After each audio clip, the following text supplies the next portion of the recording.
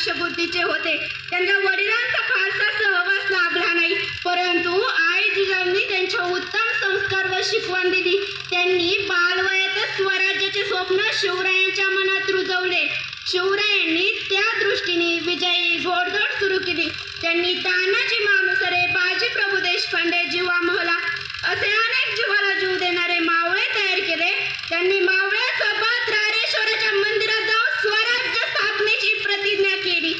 जो 65 किलोची तलवार चालवतो तो येसाजी, जो 2000 सैनिकाशी एकटा लढतो तो बाजी, जो 8 घंट्यात दिल्लीवरून पुण्यात घोडतो तो संताजी, जो शत्रूंच्या झुंडात घुसून शत्रूंशी वार करतो तो धनाजी, जो सिंहाशी लढून सिंहाचा जबडा फाडतो ते छत्रपती संभाजी, आणि या सगळ्यांना मिळून जो स्वराज्य निर्माण करतो ते म्हणजे छत्रपती शिवाजी.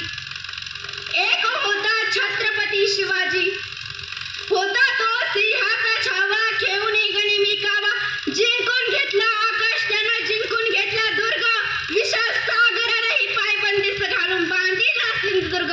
नजर त्याची गरुडापरी पडली सिद्धीच्या जंजिऱ्यावरी, केली 9 वेळा स्वारी पण अपयश पडलं पदरी. असेल का दुःख या परी, पण थांबला नाही, झुकला नाही, तो पेटून उठला तो मर्द मराठा.